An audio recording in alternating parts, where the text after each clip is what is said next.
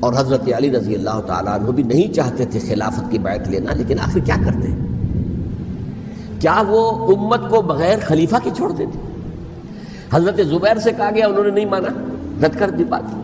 حضرت طلحہ سے کہا گیا، انہوں نے نہیں مانا۔ حضرت علی سے کہا گیا، اب عشرہ مبشرہ میں سے یہی تو تھے نا، لہذا انہوں نے تسلیم کر لیا، خلافت ہو گئی۔ لیکن اس کے بعد جو خانہ جنگی ہوئی ہے، اس خانہ جنگی کے نتیجے میں نوٹ کر لیجئے کہ 1,00,000 کے قریب مسلمان ایک دوسرے کی تلواروں اور نیزوں اور برچھیوں اور تیروں سے ختم ہو گئے، ہلاک ہو گئے۔ یہ ہماری تاریخ کا تاریک ترین باب ہے۔ 5 سال،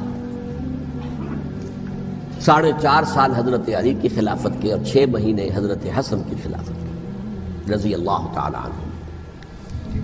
اس سے کیا ہوا کہ ایک طرف تو اسلام کی جو توسیع ہو رہی تھی، تھمتا نہ تھا کسی سے سیل رواں ہمارا، وہ سیلاب رک گیا، انٹرنل سیبوٹاج ہو گئی نا، اب تو اندر ہی آپس ہی میں اگر دست و گریبان ہو گئے تو باہر اب کیا توسیع کرتے ہیں، وہ توسیع کا عمل رک گیا۔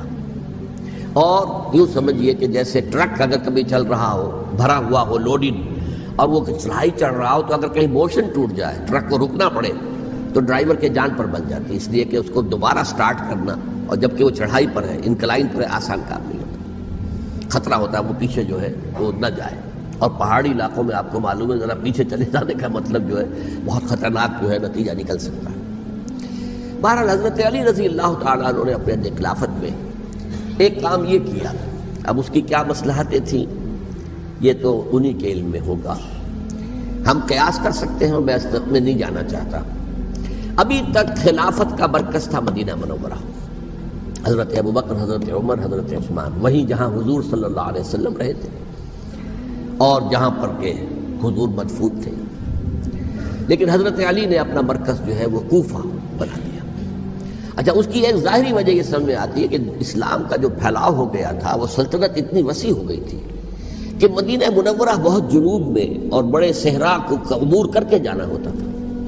کوفہ جبکہ ایسی مقام پر تھا کہ جہاں سے مشرقی راستہ جا رہا ہے ایران کو، عراق کے اندر تو ہے وہ شہر کوفہ، اور پھر ایران اور خراسان اور ہندوستان کو راستہ جا رہا ہے، وہیں سے شمال کی طرف جا رہا ہے، شام کی طرف اور ترکی کی طرف، اور وہاں سے پھر یہ کہ مغربی افریقہ کو بھی کنٹرول کرنا، جو شمالی افریقہ کو وہ بھی آسان تھا۔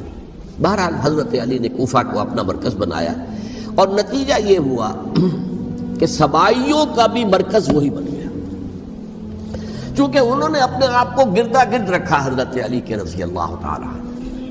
اب ظاہر بات ہے کسی پرٹیکولر پرسن کے خلاف تو کوئی مقدمہ موجود تھا نہیں، بلکہ جب جنگ جمل ہو رہی تھی، ابھی جنگ نہیں ہوئی تھی، حضرت عائشہ، حضرت طلحہ، حضرت زبیر وہ لے کر آئے تھے لشکر اس مطالبے کے لیے کہ حضرت عثمان کے قاتلوں کو سزا دی جائے، قصاص لیا جائے۔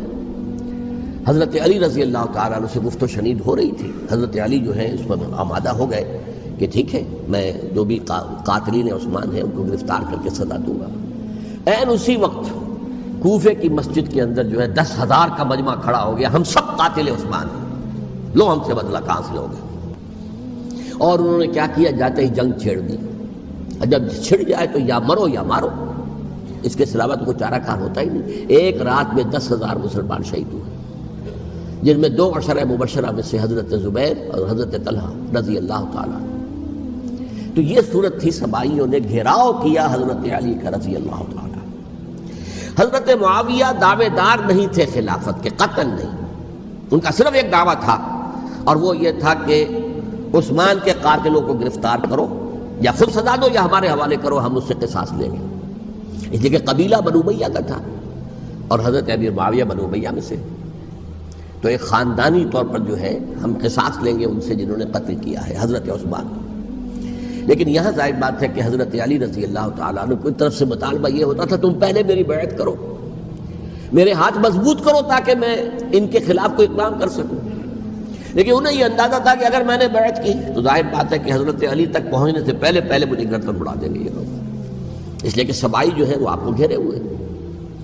بہرحال ایک عجیب الجھاؤ، ایک ڈائلیما تھا جس کی وجہ سے یہ جنگ چلتی رہی، اور حضرت علی رضی اللہ تعالیٰ عنہ کو انہی کے شیعان علی ہی کے اندر سے وہ جماعت علیحدہ ہوئی تھی جس کو ہم خوارج کے نام سے جانتے ہیں، اور ایک خارجی ابن ملجم ہی نے حضرت علی کو شہید کیا رضی اللہ تعالیٰ عنہ۔